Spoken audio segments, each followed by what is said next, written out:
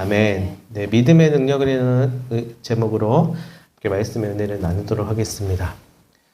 네, 오늘 여러분 날씨가 또 굉장히 완전 봄 날씨였습니다. 저도 오늘 이렇게 아줌마처럼 입고 하루 종일 걸어 다녔는데요.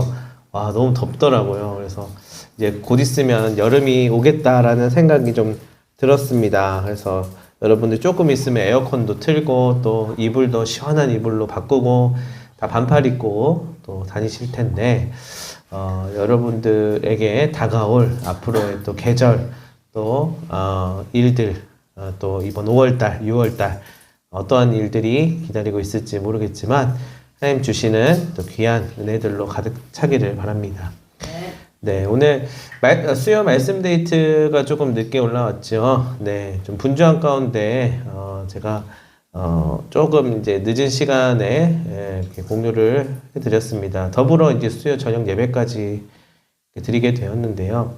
여러분들에게 있어서는 이 말씀의 지나감이 어떤 의미인지, 어떤 무게인지 모르겠습니다만은 여러분들이 할 일 없어서 하는 말씀 나눔과 설교를 하고 예배를 드리는 것이 사실 아니거든요. 하나님이 참 우주의 주인 되시는 하나님이 우리의 작은 머리와 가슴에 다 꽂아서 말씀해 주시는 그러한 특별함이 있는 것이라고 저는 생각합니다. 그래서 일주일에 한 번 이렇게 말씀을 나누고 있는데요. 또 카톡방을 통해서 또 공유가 되고 있는 분들이 있을 텐데 거듭 이야기하지만 나는 괜찮다. 이제 그만 받아도 됩니다. 라고 하시는 분들은 네, 거기 버튼을 보면 몰래 나가기 버튼이 있습니다. 그거를 하셔서 나가셔도 돼요. 네. 그러나 또 작지만 이 개척교회의 말씀을 통해서 조금이나마 은혜를 경험하고자 하시는 분들에게는 그 귀 있는 자들에게 하나님이 또 주님의 음성을 들려주실 거라 생각합니다. 오늘 믿음의 능력이라고 하는 말씀의 제목인데요. 이 믿음의 능력이 무엇일까요? 다름 아니라 우리가 귀 기울이고 또 하나님의 말씀을 사모하고 하나님이 어떻게 나를 이끌어 가시는지 기대하는 그 마음이 믿음의 능력이에요. 자, 여기서 중요한 거는 결과를 하나님 앞에 맡겨드리고 내가 원하는 결과, 내가 원하는 플랜, 내가 원하는 그림이 나오지 않을지라도 나오지 않는다 하더라도 하나님께서 이끄시는 일이 내게 있어서 가장 선한 일임을 믿는 믿음, 그것이 사실 믿음의 능력이라고 말할 수 있을 것이에요. 오늘날에 살아가고 있는 많은 성도분들이 여러 가지 문제들로 힘들어하고 두려워한다라는 것을 사실 우리는 너무나도 가까이에서 볼 수 있습니다. 어떤 사람은 건강 때문에, 어떤 사람은 경제적인 문제 때문에, 또 어떤 사람은 자녀 문제 때문에 그 마음에 근심과 걱정과 두려움이 가득하시지요. 그래서 하나님 앞에 기도하고 또 나아가는 것 아니겠습니까? 자, 그런데요, 성경을 보았더니 예수님의 제자들도 큰 위기를 만났더라고요. 그랬을 때에 우리와 똑같이 근심하고 걱정하고 긴장하고 또 두려워 떨었다라는 것을 알 수가 있습니다. 한 번은요, 예수님께서 제자들에게 배를 타고 먼저 갈릴리 바다를 건너가라 라고 말씀하셨습니다. 그래서 제자들이 캄캄한 밤중에 배를 타고 바다를 건너가고 있었는데요. 갑자기 큰 폭풍이 불어서 그들을 엄습하였습니다. 그런데 그때 예수님께서 물 위로 걸어오신 장면을 보게 됩니다. 높은 파도를 밟고 낮은 파도를 넘어가면서 오르락 내리락 하고 환한 빛을 내고 오시게 되시자 제자들이 어땠을까요? 성경에서 무서웠다고 해요. 유령인 줄 알았다라는 구절이 있습니다. 그래서 모두들 고함을 치고 혼비백산했는데 예수님께서 이제 말씀하시지요. 안심하라, 내니 두려워하지 말라 이렇게 이야기하십니다. 안심할 수 있을까요? 어렵죠. 근데 베드로가 용감하게 이렇게 이야기합니다. 주님, 주여, 만일 주님이었던 나를 명하사 물 위로 오라고 하세요. 그래서 주님께서 그래 와라 이렇게 말씀하십니다. 그러자 베드로는 벌떡 일어나서 배 밖으로 나갑니다. 이 베드로의 믿음을 보면 사실 참으로 대단합니다. 폭풍이 몰아치는 그 무서운 밤바다에 발을 내딛는다는 것은 보통 믿음이 아니기 때문이죠. 그런데 이렇게 대단한 믿음을 가지고 물 위를 걷기 시작하였던 베드로도요, 도중에 빠지게 되는 일을 경험하게 됩니다. 자, 베드로가 이 사실을 알고서 뛰어들었을까요? 아니면 철석같이 안 빠질 거라고 믿고 뛰어들었을까요? 여러분, 우리는 그것을 정확하게는 알 수는 없을 것이에요. 그러나 이 결과적으로 빠졌다는 것입니다. 베드로가 바다 위를 걸어가다가 예수님을 바라보던 눈을 돌이켜서 바람과 파도를 바라보게 되자 그만 그 마음에 의심과 두려움이 들어와서 물에 빠지고 말았다라고 이야기합니다. 자, 여러분, 우리가 믿음의 걸음을 간다는 것은 그러한 것입니다. 빠질 수도 있고요. 또 폭풍 가운데 휩쓸릴 수도 있습니다.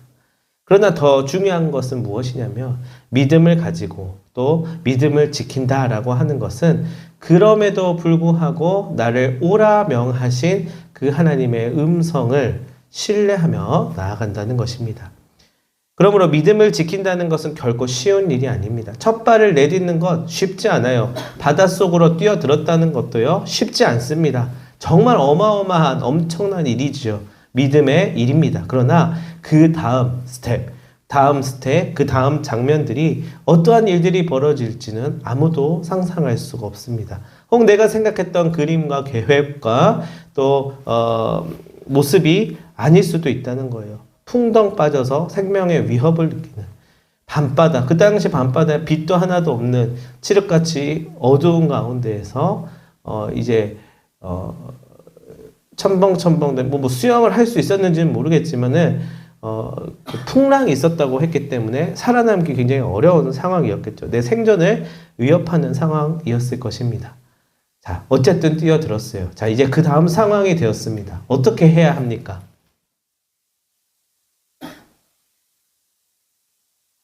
베드로는 예수 그리스도를 바라보았고요. 두려움과 어려운 마음이 있어서 넘어졌지만 그럼에도 불구하고 다시 나를 살리실 그 예수 그리스도를 의지하는 수밖에 없었습니다.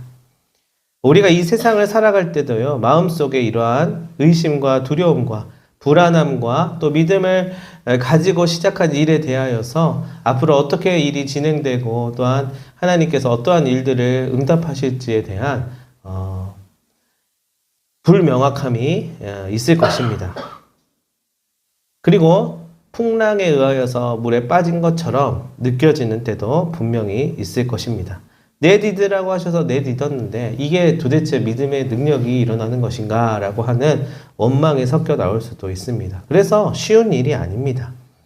그러나요, 그럼에도 불구하고 그때 이왕 그 스텝을 밟았다면, 이왕 바닷속에 뛰어들었다면 그 다음 할 수 있는 것은 내가 이럴 줄 알고 예비해 놓은 뭐 오리발을 꺼내야겠다, 뭐 갑자기 뭐 이렇게 주머니에서 뭘 꺼내가지고 뭐 갈고리를 꺼내서 걸어서 막 이렇게 스스로 살아나는 방법이 아니라 주님을 의지하는 방법, 주님께 부르짖는 방법밖에 없다는 것입니다.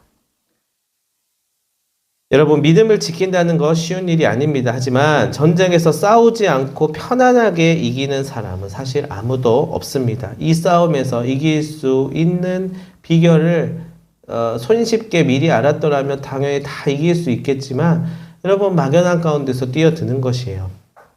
때리기라도 하고 맞기도 하고 죽이기도 하고 죽기도 하는 전쟁 가운데서 우리는 마주합니다. 우리도 이처럼 영적인 전쟁을 하면서 원수에게 얻어맞을 때도 있고요. 또 상황 속에서 넘어질 때도 있고 절망할 때도 있습니다. 그리고 반대로 우리가 카운터 펀치를 날리면서 야, 내가 이렇게 하고 있어. 내가 이겨낼 거야 라고 하면서 또 때리기도 합니다. 자, 그때에 우리가 이 싸움 가운데에서 누구나 다 이겨낼 수 있다라고 자부할 수 없다고 했어요. 다 믿음으로 시작했어도 넘어질 수 있다고 했어요. 왜냐하면 그 당시에 의심과 두려움을 계속해서 우리 마음속에 심어주는 원수의 공격이 있기 때문입니다. 우리가 그때에 이 원수를 대적할 수 있는 무기가 있습니다. 그것이 무엇이냐면 다름 아닌 주님의 말씀, 그 음성을 내 마음 가운데 새기는 그 믿음, 그리고 그 말씀을 의지하는 믿음입니다. 예수님께서는 내가 진실로 너에게 이르노니 누구든지 이 산더러 들리어 바다에 던져지라 하며 그 말하는 것이 이루어질 줄로 믿고 마음에 의심하지 않으면 그대로 되리라. 그러므로 내가 너희에게 말하느니 무엇이든지 기도하고 구하는 것은 받은 줄로 믿으라. 그리하면 너희에게 그대로 되리라. 자, 이 말씀을 하셨는데요. 여기서 오해하지 말아야 되는 것은 무엇이냐면 내가 원하고 바라는 것이 그대로 될지어다 이게 아니에요. 너희 여기서 얘기하죠. 구하는 것은 받은 줄로 믿으라. 그리하면 너희에게 그대로 되리라. 이렇게 얘기하셨는데요. 여러분 더 자세히 봐야 돼요. 너에게 말하는데 무엇이든지 기도하고 구하는 것은 받은 줄로 믿으라고 했습니다. 여러분 정말 그렇게 믿으신다면 우리 이 세상에서 가난한 사람도 없어야 되고 정의롭지 못한 일을 경험한 사람도 없어야 되고 또 불의한 일, 또 억울한 일, 또 슬픈 일 아무것도 없어야 돼요. 그냥 유토피아의 힘이 이 땅 가운데 임해야 할 것입니다. 그러나 왜 이런 얘기를 하셨을까? 그리고 이 이야기를 어떻게 우리는 받아들일 수 있을까? 고민해 봐야 할 것입니다. 그러나 시간이 지나고 나서 우리의 인생을 한번 돌아봤을 때 하나님이 나를 어떻게 인도하셨는지를 곰곰이 생각해 보면은요, 어느 정도 알 수 있습니다. 내게 믿음을 촉구하셨을 때, 그 믿음을 취하였을 때 하나님이 나를 어떻게 인도하셨는지를 한번 생각해 보십시오. 내가 기도했던 것들, 구한 것들이 어떻게 응답되었습니까? 내가 어떠한 믿음으로 받은 줄로 정말 믿고 나아갔을 때 하나님이 어떻게 나에게 말씀하시고 또 응답해 주셨습니까? 여러분, 그로 인하여서 우리가 여기까지 왔다는 것을 여러분 기억하셔야 합니다. 앞으로의 날들이 내가 가지고 있는 보따리에 있는 계획들이 그대로 실현되지 않을 거예요. 그러나 또 그렇지 않을 수도 있습니다. 중요한 것은 거기에 내 마음을 두는 것이 아니라 어떠한 상황 가운데에서도 하나님께서 나를 선하게 인도하셨다라고 하는 걸 믿음을 취하는 것이에요. 그러면 그때에 가서는 돌아봤을 때 이렇게 완벽하게, 이렇게 온전하게, 이렇게 나를 오르락 내리락 하면서 인도하셨구나라고 이야기할 수 있는 것이에요. 자, 그러면 어떻게 해야 우리가 이러한 믿음을 가질 수 있게 될까요? 첫 번째로는 말씀을 의지하십시오. 다른 방법들, 다른 이론들, 다른 사람의 말들 여러분 들을 수 있어요. 그러나 여러분이 의지해야 되는 것은 바로 주님의 말씀입니다. 믿음을 가지려면 무엇보다도 하나님의 말씀을 의지해야 되겠지요. 모세가 죽은 후에 여호수아가 그 뒤를 이어서 수백만 명의 이스라엘 백성들을 이끌고 가나안 땅을 점령하러 가야 하는데 아직 나이가 젊은 여호수아의 마음속에는 그 두려움이 얼마나 컸겠습니까? 그때에 하나님께서는 여호수아가 두려움을 이길 수 있도록 그에게 말씀을 주셨습니다. 내 평생에 너를 능히 대적할 자가 없으리니 내가 모세와 함께 있었던 것 같이 너와 함께 있을 것이니라. 내가 너를 떠나지 아니하며 버리지 아니하리니 강하고 담대하라. 너는 내가 그들의 조상에게 맹세하여 그들에게 주리라 한 땅을 이 땅에서 이 백성에게 차지하게 하리라. 여러분, 이 말씀을 하셨는데 오케이, 좋은 말씀 감사합니다만은 이제부터 내가 한번 강구해 보겠습니다. 이제부터 내가 플랜을 한번 세워 보겠습니다. 이제부터는 내 이야기 좀 한번 들려드리도록 하겠습니다 했다면 의지한 게 아니에요. 하나님의 말씀을 의지하여서 상황 속에서 주어지는 일들을 다만 할 뿐이었다는 것입니다. 그래서 여호수아는 하나님의 말씀을 붙들었고 그러자 마음속에 담대한 믿음이 생겨서 가나안 땅을 차지할 수 있게 되었던 것입니다. 그러므로 여러분, 우리가 믿음을 얻기 위해서는 하나님의 말씀을 실제로 의지해야 합니다. 하나님의 말씀을 항상 기억하고 묵상하고 말씀을 마음속에 새겨야 하는 것입니다. 우리 삶에 폭풍우가 불고 쓰나미가 다가오더라도 말씀은 흔들리지 않는 기둥으로서 붙잡고 있으면 떠내려가지 않을 것입니다. 말씀 위에 굳게 서며 모든 불안과 두려움을 이기고 실제로 강하고 담대한 마음으로 나아갈 수 있는 것입니다. 자, 그러나 중요한 것은 이게 내가 만들어낸 하나님의 말씀인지 진정 하나님께서 내게 주신 말씀인지를 구별할 수가 있어야 합니다. 그러기 위해서는 두 번째로 간절히 기도하십시오. 그 다음 믿음을 가지기 위해서 말씀을 붙잡고 기도해야 합니다. 여러분, 주님은 그의 말씀을 부여잡고 몸부림치는 사람을요, 결코 버리지 않습니다. 말씀을 붙들고 기도하면 하나님이 믿음을 주시고 그 믿음대로 이루어지도록 하여 주십니다. 자, 이것은 내가 기도 가운데 하나님과의 관계 속에서 실제로 느낄 수 있는 거예요. 그러니까 남이 알 수 있고 남이 평가할 수 있는 것이 아닙니다. 예수님께서는 네가 믿으면 하나님의 영광을 보리라 이렇게 요한복음에서 이야기하셨죠. 우리가 믿고 기도하면 죽은 자를 살리시는 하나님, 없는 것을 있는 것으로 부르시는 하나님께서 기적을 베풀어 주신다는 거예요. 자, 기적에 초점이 있으면 안 됩니다. 하나님께서 나와의 관계 속에서 내 마음의 소원을 아시고 나의 기도를 아시고 나의 필요를 아시는 분이 그 관계성 안에서 가장 좋은 것으로 실제로 응답하여 주십니다. 라는 것을 우리는 기억해야 하는 것입니다. 여러분, 믿음의 기도에는 그래서 정말 예상하지 못했던 놀라운 힘이 있습니다. 우리가 인생의 풍랑을 만날 때 하나님께 부르짖어 기도하면 하나님께서 기적을 베풀어 주십니다. 예레미야 33장 3절에 이렇게 얘기하죠. 너는 내게 부르짖으라. 내가 내게 응답하겠고 내가 알지 못하는 크고 은밀한 일을 내게 보이리라. 여러분, 또 한 번 얘기하지만 크고 은밀한 일을 드디어 보여주시는구나. 아이고, 내가 이거 이대로만 되면은 앞으로 내 인생 활자가 피겠다. 이것을 주신다는 것이 아니에요. 크고 은밀한 일은 모릅니다. 어떻게 인도하실지도 몰라요. 가봐야 아는 것입니다. 그러나 예비하고 또 준비하는 것은 분명히 필요하겠지요. 그러나 결국 이끌어 가시는 분이 하나님이시다라고 하는 것만 기억하시면 돼요. 그렇지 않으면 내 마음의 동기가 결국은 나로부터 시작하는 것이라면 그 결과값의 책임은 내가 물어야 하는 것이에요. 하나님께서 시작하신 일이라면 하나님께서 책임지어 주실 것입니다. 여러분, 성경의 말씀은 절대로 거짓이 없습니다. 하나님은 여러분을 위해 크고 은밀한 일을 예배하고 계신 것입니다. 그런데 하나님의 크고 은밀한 일은 우리가 기도해야 비로소 분명하게 드러날 수 있습니다. 그러나 기도를 하나도 안 하는데 하나님께서 크고 비밀한 일을 일으키실 것만 기대하고 있다라면 그 형태가 어떻게 나타나는지, 그 빛깔이, 그 모습이 어떻게 드러나는지 우리가 알아차릴 수가 없게 될 것입니다. 예수님께서는 누가복음 11장 우리 얘기하시죠. 구하라 그러면 너에게 주실 것이요, 찾으라 그러면 찾아낼 것이요, 문을 두드리라 그러면 너에게 열릴 것이니 구하는 이마다 받을 것이요, 찾는 이마다 찾아낼 것이요, 두드리는 이에게 열릴 것이다. 자, 9절부터 10절까지 이렇게 얘기하시는데, 자, 이 말을 구하고 두드리고 또 부르짖으면 그대로 될 것이다, 하나님 주세요 하면 자판기처럼 주신다고 착각하지 말라는 거예요. 사람들이 다 이 구절을 가지고 자기 원하는 대로 막 그렇게 해석하고 하나님 보좌를 막 흔들어 제끼려고 하고 있어요. 여러분, 이건 우리에게 주신 특권이자 하나님의 자녀로서 기도할 수 있고 하나님 앞에 나아갈 수 있는 너무나도 축복이죠. 어떻게 보면 우리가 할 수 있는 최고의 무기이기도 합니다.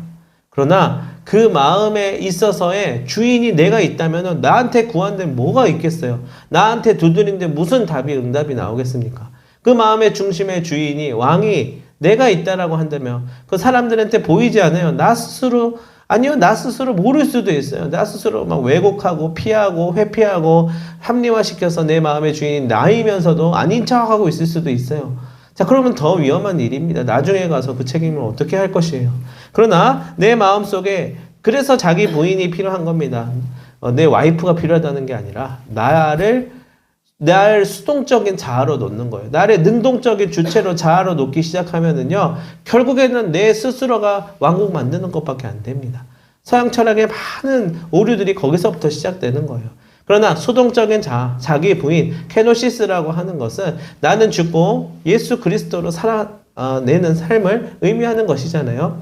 그 말은 내 마음 가운데 나를 움직이게 하시는 그 주체, 그것이 나를 더 선하게 만드는 주체다. 여러분, 그 주체가 능동적으로 돼야지 내 안에 있는 선을 행하려고 하지만 도리어 악을 행하고 오호라 공고한 사람이로다, 바울이 얘기했던 것처럼 내 스스로의 그런 자아는 죽고 주님께서 내 안에서 살아나시는 것을 우리는 기대하고 구해야 되는 것이에요. 그때 그 구하라고 하신 그 말씀이 그 말입니다. 찾아라, 문을 두드리라. 그러면 주님께서 내 안에서 성령의 충만함으로 인해서 주님의 일을 드러내 주시는 것입니다. 그러므로 우리가 기도해야 하나님께서 일하시고 기적을 베풀어 주시는구나를 우리는 그 가운데 그 과정을 알 수가 있다는 거예요. 우리 여러분 과정 아는 거 중요하지 않다라고 여기는 분들이 있어요. 결과만 주시면 되지. 여러분 그런 생각을 가지고 계시다면 예수님을 도구로 사용하시는 것입니다. 우리를 어디까지 인도하신다라고 하면 우리가 예수님 손 붙잡고 거기까지 가야 돼요. 저 한숨 때릴 테니까, 한숨 잘 테니까 거기까지 데려다 주세요 하면은 그 여러분 무임승차하는 거랑 똑같은 거예요. 주님과 함께 동행한다는 것은 같이 발을 딛고 걸어가야만 합니다. 그것이 우리의 기도에 있다는 것입니다. 자, 세 번째로 믿음을 선포하라입니다. 자, 믿음을 선포하라는 말이 뭘까요? 인생의 어려움을 만날 때 입술의 고백이 중요하다라는 것이에요. 자, 믿음을 선포하는 게 사실 쉽지 않아요. 또 사람의 성격이 다 다르기 때문에 이것을 막 자신감 있게 선포하는 것도 큰일이고 또 그저 뭐 선포하지 않고 마음속에 삭히고만 있는 것도 좀 이렇게 변화를 해야 하는 일입니다. 믿음의 고백이 우리에게 있어서는 또 큰 힘을 발휘하게 된다는 말이에요. 하나님은 우리가 마음을 가지고 입술의 말로 선포할 때 그 말한 고백을 통하여서 실제로 역사하여 주십니다. 성경을 보면 블레셋 군대가 이스라엘 침공을 하였을 때 사울과 그 용사들은 두려움으로 혼비백산하였습니다. 골리앗이 와서 대항할 사람 나와라 큰 소리 쳐도 아무도 나오지 않았습니다. 40일 동안 이스라엘을 모욕하였는데도 사울왕과 이스라엘 군대들은 벌벌 떨고만 있었다고 하죠. 그런데 그때 소년 다윗이 담대하게 나왔어요. 골리앗이 다윗을 보고 네가 나를 개로 여기고 막대기를 가지고 나한테 왔니? 내가 내 살을 공중의 새들과 들짐승한테 주겠다라고 협박을 하였습니다. 그러자 다윗이 뭐라고 합니까? 막 무림의 고수처럼 아무 말도 안 하고 물맷돌 던졌습니까? 믿음의 선포를 먼저 멘트를 친 거예요. 이렇게 나를 사랑하시는 하나님께서 나를 이렇게 담대하게 하셨다. 여러분, 그것을 우리에게 하나님께서 요구하실 때 우리는 고백할 수 있는 담대함을 가져야 한다는 것이에요. 오늘 야훼께서 너를 내 손에 넘기시리니 내가 너를 쳐서 내 목을 베고 블레셋 군대의 시체를 오늘 공중의 새와 땅의 들짐승에게 줘 온 땅으로 이스라엘의 하나님이 계신 줄을 알게 하겠고 또 야훼의 구원하심이 칼과 창에 있지 아니함을 이 무리에게 알게 하리라. 전쟁은 여호와께 속한 것이니 그가 너희를 우리 손에 넘기시리라. 자, 전쟁은 주님께 속했다. 승패는 주님께 속했다. 자, 이 믿음의 고백에 이미 승패가 결정이 되었습니다. 간담이 서늘한 말을 했지만 다윗은 이 입술의 고백을 통하여서 실제로 골리앗의 마음을 흔들어 놓았습니다. 다윗은 골리앗과 싸울 때 제일 먼저 이 입으로 먼저 싸워서 이긴 것입니다. 여러분, 의심과 불안과 공포와 싸울 때에 입술의 고백이 강하고 담대해야 합니다. 오늘날 예수 믿는 사람들 중에 많은 사람들이 기도하고 믿습니다로 나아갔다가 넘어지는 것은 이 입술의 고백 안에 진정한 마음을 담아내지 못하고 그저 형식에 머무르기 때문이에요. 나는 못한다, 안 된다, 할 수 없다라고 하는 마음을 갖고 있지만 하나님 믿습니다, 나아갑니다, 주님 갑니다, 일하여 주시옵소서 고백은 하는 사람들은 실제로 하나님께서 하시는 일에 관심이 없어요. 그죠? 내 능력이 부족하기 때문에 내가 안 될 거라고 생각하기 때문에 거기에서만 머물러 있는 경우들이 많습니다. 그렇게 말함으로써 미리 항복을 하는 것입니다. 지고 마는 것입니다. 자, 하나님의 이름으로 이 영적인 전쟁에 나아가서 담대함으로 우리가 승리하기를 바랍니다. 자, 내가 다 때려 눕혀서 이겨야 되겠다라고 하는 것이 아니에요. 하나님께서 살아계심을 나를 통하여서 증거할 수 있도록 하는 것입니다. 말씀에 서야 되고 기도해야 되고 그리고 강하고 담대하게 입술에 말로 선포하는 여러분들이 되시기를 바랍니다. 여러분, 이 세상을 살아갈 때 누구에게나 두려움이 있을까요? 없을까요? 있죠. 나는 조금도 두렵지 않아. 그런 사람은요, 아무도 없습니다. 모든 사람이 하나님이 과연 내 기도를 들어주실까? 하나님이 과연 나를 사랑하실까? 하나님이 과연 나를 돌보아 주실까? 라고 하는 근원적인 물음과 불안과 또한 두려움을 가지고 있을 것이에요. 아무리 믿음 좋은 권사님, 장로님, 크리스찬들이라 하더라도 목사라 하더라도 마찬가지입니다. 그런 의심과 두려움을 안고서 살아갑니다. 그러나 우리는 믿음으로 모든 것을 모든 두려움 가운데에서 하나님 아버지 살아계심을 비로소 신뢰하는 우리가 되어야 할 것입니다. 그때에 이길 수 있습니다. 자, 승패는 나중에 결정되는 것 같지만 사실은 누구나 다 그 불안함과 두려움 가운데 있을 때에 주님께서 살아계시고 주님께서 역사하실 것을 믿고 있다라고 한다면은 사실은 패배한 게 아니라 우리의 승리가 지연되고 조금 나중에 느껴지고 그 감각이 된다 하더라도 우리 곁에 계시는 주님이 있는 한 우리는 우리의 삶을 책임지시고 인도하시는 그분으로 인하여서 절대 실패하지 않습니다. 그리고 믿음으로 하나님의 기적을 비로소 체험할 수 있게 되는 것입니다. 그러니까 우리가 잊어버리지 말아야 하는 것은 뭘 해야 되고 뭘 성과를 내고 성취를 해야 되는 것에 하나님이 있는 게 아니에요. 이미 내가 그 믿음의 결단을 하고 주님을 바라보기로 어렵죠. 어렵지만 그거 붙들면서 있을 때에 이미 하나님께서 역사하고 계시는 것이에요. 나의 존재를 통하여서 이미 주님이 드러나고 있는 것입니다. 여러분 그것에 자신감을 가져야 하는데 쉽지 않죠. 나만 그렇게 생각하는 거 아니야? 다른 사람들 다 다르게 생각하는데 나만 오해하고 혼자서 막 성령 충만한 척 하면서 하는 거 아니야? 라고 생각이 들죠? 의심이 들죠? 두려움이 들죠? 그때에 그러면 진짜 실제로 그렇다라고 해서 판명이 나면 진짜 슬픈 일 아니겠어요? 그때에 그럼에도 불구하고 하나님 제가 이렇게 연약해져 있지만 주님 살아계심을 느끼게 해주세요. 저는 주님을 믿습니다. 라고 하는 그 고백으로 인해서 이미 승리를 먹고 들어간다는 것이에요. 계란으로 바위치기 여러분 불가능하죠. 어렵습니다. 계란으로 바위치면 어떻게 됩니까? 계란 깨져요. 그냥 집니다. 이렇게 대답할 수밖에 없어요. 그러나 자 믿음의 선포로 계란으로 바위를 치는 일은 좀 다릅니다. 바위가 깨지는 거예요. 여러분 무슨 소리냐고 말할 수 있겠죠. 어떻게 그럴 수 있겠습니까? 하겠지만 그렇게 믿는 것이 믿음이에요. 내가 깨지겠죠. 당연히. 그게 팩트겠죠. 그러나 계란으로 바위 쳐서 깨지는 것에 집중하지 않고 하나님께서 나라고 하는 계란과 함께 하신다면 바위가 문제겠어요. 지구도 부실 수 있는 것입니다. 그것이 믿음이에요. 계란으로 바위를 치면 계란이 깨진다는 것은 이성적이고 경험적인 말인데요. 그런데 바위가 깨진다라고 하는 것은 사실은 기적이잖아요. 믿음이란 바로 기적을 미리 얻는 것이고 믿는 것입니다. 사랑하는 성도 여러분, 주님께서는 네가 믿으면 하나님의 영광을 보리라 라고 말씀하십니다. 자, 내가 원하는 결과값과 또 바위가 진짜로 깨지는 것이 아니더라도 하나님의 영광이 드러나면 되는 것입니다. 그리고 하나님께서 나와 함께 하시면서 하나님의 영광이 드러나는 것을 같이 스텝을 밟아가면서 보여주시는 것이에요. 오늘날도 여러분이 믿으면 하나님께서 그러한 기적들을 행하실 줄로 믿습니다. 저는 그 기적이 무모한 망상이 아니라 하나님의 능력으로 이루어지는 역사가 되기를 바랍니다. 우리 성도분들에게 이 세상이 바로 바위와 같은 움직이지 않는 현실이라지만 믿음의 계란으로 바위를 치며 비로소 깨뜨릴 수 있는 담대함이 있으시기를 바랍니다. 그 능력이 바로 하나님으로부터 나오며 하나님의 사람은 하나님 안에서 무엇이든 진정으로 해낼 수 있다라고 하는 마음으로 나아가는 자임을 기억하셨으면 좋겠습니다. 자, 다시 한번 설명드리지만 내 마음의 동기와 내 마음을 이끌어가는 자가 주님이었을 때 가능한 일입니다. 믿음의 능력을 보게 될 것입니다. 그러나 그 동력과 그 주인과 그것을 주관하는 자가 실제로 주님인지 그렇지 않으면 나로 인함인지를 분명하게 돌아보시기를 바랍니다. 만약에 후자라고 한다면 우리는 고난 앞에서 절망 앞에서 못 이겨낼 것이에요.